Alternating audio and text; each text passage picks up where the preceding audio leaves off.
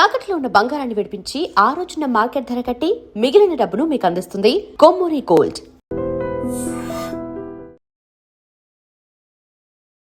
Hello views, welcome to iDream media. ప్రస్తుత రోజుల్లో జరుగుతున్నటువంటి కొన్ని సంఘటనలు చూస్తుంటే నిజంగా మంచితనానికి రోజులు లేవేమో.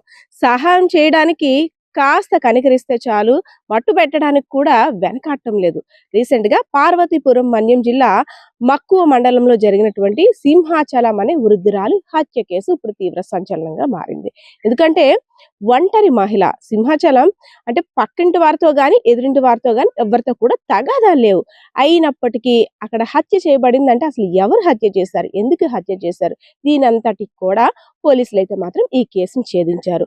సో ఈశ్వర్రావు అనే వ్యక్తి మార్చి 20వ తారీఖున వర్షానికి బయట తడిసిపోతున్నానమ్మా, కాస్త నీ వాకిట్లో నించుంటానంటూ ప్రాధేయపడ్డాడు. సరేలే నాయన, కొడుకు వయసంటోడివి, బయట వర్షంలో తడిసిపోతున్నా, పోన్లీ లోపలికి రా అని కనికరించింది. నిజంగా ఆ కనికరించడమేమో ఆమె పాలిటి శాపమైందేమో ఆ కనికారం కూడా. సో వర్షంలో తడుస్తున్నటువంటి ఈశ్వర్రావు లోపలికి వచ్చాడు. లోపలంతా కూడా చెక్ చేశాడు, అక్కడ ఎవ్వరూ లేరు. సరే, నేను కానిచ్చేయాల్సినటువంటి పనికి సరైన సమయం దొరికిందని పక్కగా స్కెచ్ వేసుకున్నాడు. అమ్మ ఎంతమంది పిల్లలు అంటూ మాటామంతి కలిపాడు. ఒక్కడనే నాయన ఉంటున్నానంటూ కూడా ఆమె జవాబిచ్చింది. సరే ఇంకేముంది, మొత్తానికి అంతా కూడా సక్సెస్ అయ్యేటట్టుందని మహిళ మెడలో ఉన్నటువంటి 11 గ్రాములు అంటే తులం బంగారంపై కన్నేశాడు. ఆ తులం బంగారాన్ని దోచుకోవడం కోసం నెమ్మదిగా లోపలికి లాక్కు వెళ్ళి ఒక్కసారిగా ఆమె పైన దాడి చేశాడు. ఆ పెనుగులాట్లో ఆమెను చంపేసి ఏమీ తెలియనట్టు తను ఏ బండి మీద అయితే వచ్చాడో ఆ ద్విచక్ర వాహనం మీద పరారైపోయాడు. సో ఒక్కసారిగా ఇంట్లోకి వెళ్ళి కుటుంబ సభ్యులు చూసిన తర్వాత సింహాచలం ఆ విగత జీవిగా పడి ఉన్న పరిస్థితిని చూసి దిగ్భ్రాంతికి గురయ్యారు. అసలు ఎవరు చంపారు, ఎందుకు చంపారు, పక్కింటి వారితో గాని ఎదురింటి వారితో గాని ఎవరితో కూడా తగాదాలు లేవు, అసలు ఎందుకు బంగారం గురించి చంపారా లేదా ఇంకితరాత్ర కారణాలు ఉన్నాయనంటూ పోలీసులు కూడా కంప్లైంట్ చేశారు. పోలీసులు కూడా అనుమానాస్పద మృతిగా అయితే మాత్రం కేసు నమోదు చేశారు. తర్వాత సాంకేతిక పరిజ్ఞానాన్ని ఉపయోగించి సీసీ కెమెరాలు చెక్ చేయగా ఒక ద్విచక్ర వాహనం పైన వచ్చినటువంటి ఈశ్వర్రావు అనే వ్యక్తి ఈ ఘాతకానికి పాల్పడినట్లయితే మాత్రం తెలిసింది. సో ఈశ్వర్రావుకి అంటే జల్సాలకి అలవాటు పడ్డ ఈశ్వర్రావు ఈజీ మనీని ఎర్న్ చేయడానికి, అదే విధంగా బెట్టింగ్లు అప్పులు అన్ని కూడా అయ్యగారికి ఎక్కువగా ఉన్నాయి. సో ఎలా అయినా సరే ఒంటరిగా ఉన్న మహిళల్ని టార్గెట్ చేస్తూ ఎవరైతే బంగారం వేసుకుంటున్నారో వాళ్ళ దగ్గర బంగారం దోచేయడం, ఇది ఒక హాబీగా తనైతే ఈ వృత్తిని ఎంచుకున్నాడు. సో అందులో భాగంగానే ఆ మహిళను కూడా బంగారాన్ని అంటే తులం బంగారాన్ని దోచేసుకొని ఆమెను హత్య చేసి ఏమీ తెలియనట్టు పరారయ్యాడు.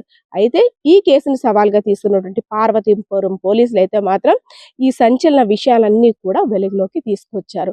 సో చంపింది ఈశ్వర్రావు అని కూడా మీడియా సమావేశంగా అయితే తెలిపారు. సో దీనికి సంబంధించిన డీటెయిల్స్ పోలీసులు కూడా తెలుపుతున్నారు. చూద్దాం. అందరికీ నమస్కారం.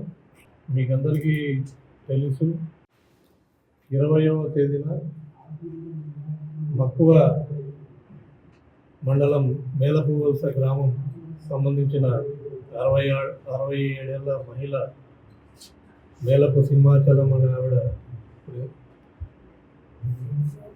ఫోటోలో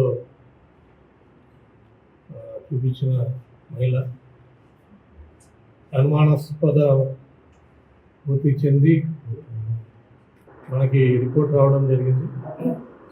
ఆవిడ ఒంటరిగా నివసిస్తుంటుంది ఆ ఊర్లో. అంటే భర్త చనిపోయాడు, పిల్లలంతా కూడా వేరే చోట ఉంటారు. అయితే ఇనీషియల్గా ఆమె శరీరంపై కానీ ఎటువంటి గాయాలు లేకపోవడం,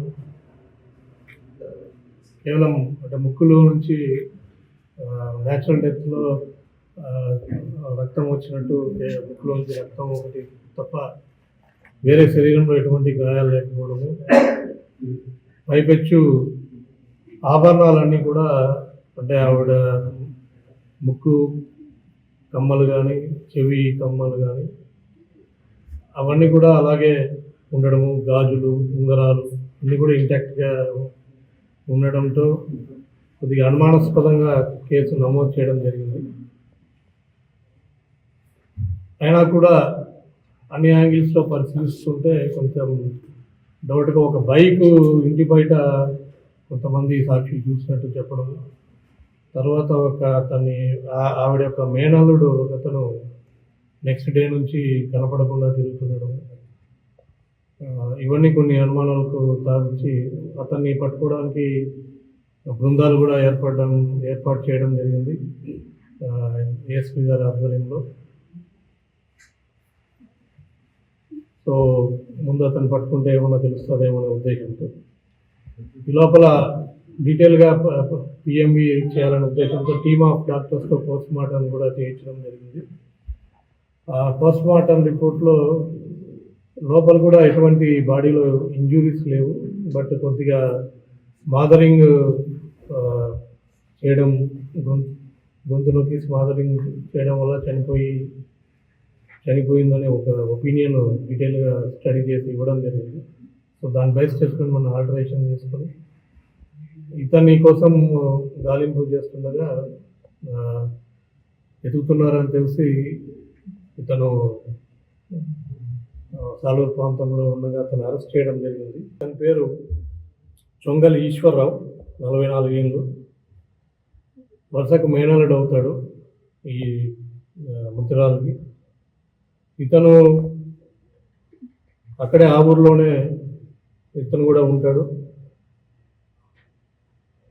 చిన్న చిన్న పనులు చేసుకుంటూ ఉంటాడు, కానీ మద్యం సేవించి మద్యానికి అలవాటు, ఈ మట్కా, ఈ జూదంకు, గుట్కాకు అలవాటు, ఇలా కొంచెం జూదంలో డబ్బులు పోట్టుకోవడము, అప్పులు కొద్దిగా ఉండడము. సో ఈ విధంగా ఉంటూ ఈవిడ కొద్దిగా ఒంటరిగా నివసిస్తూ మరి ఆ రోజు కొద్దిగా తాగి ప్లస్ ఈవిడ ఒంటరిగా ఉండి ఒక అడ్వాంటేజ్ తీసుకొని ఆవిడ సుమారుగా 8 ప్రాంతంలో ఆవిడ ఇంట్లోకి వెళ్ళి మంచం మీద కూర్చోన్నప్పుడు ఆవిడ ముక్కు నొక్కి గొంతు పట్టేసి అలాగే మంచం మీద పెట్టి ఆవిడని హత్య చేయడం జరుగుతుంది.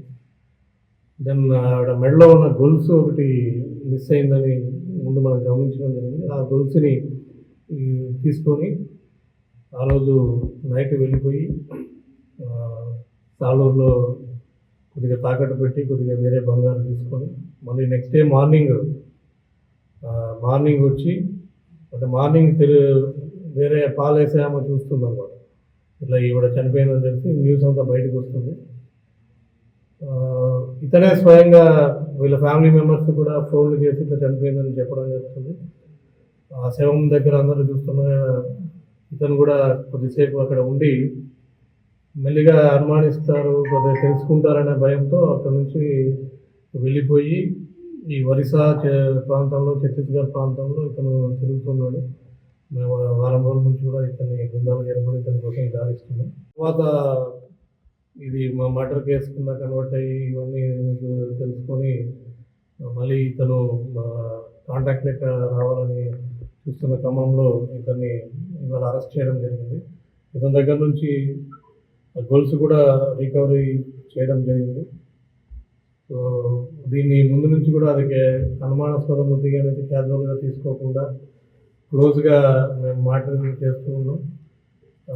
ఈ బృందాలు కూడా ఇతని కోసం 3 ఎస్ఐలు టీమ్స్ ఆధ్వర్యంలో సిఐ గారు కంటిన్యూగా పర్సూ చేస్తూ ఇతన్ని పట్టుకొని ఈ గోల్డ్ కూడా కొంత సాలూరు, కొంత ఒరిస్సాలో తాకట్టు పెట్టామంతా కూడా రికవరీ చేసి వాళ్ళు పట్టుకొని ఇవాళ రిమాండ్ అరెస్ట్ చూపిస్తున్నాం. మేజిస్ట్రేట్ ముందు ప్రొడ్యూస్ చేస్తాం, కన్విక్షన్ అయ్యే విధంగా ఇన్షూర్ చేసుకుంటాం.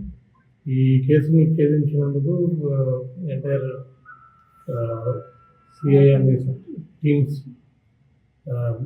ఎస్ఐ టీమ్స్ ఏవైతే ఉన్నాయో, అలాగే క్లూస్ టీమ్ కూడా ఫింగర్ ప్రింట్స్ డిటెక్షన్ చేయడం జరిగింది. డాగ్ స్వాడ్ కూడా కొద్దిగా క్లూస్ ఇవ్వడం జరిగింది. సో అన్ని బృందాలకు కూడా ప్రత్యేకంగా అభినందిస్తున్నాం. Thank you.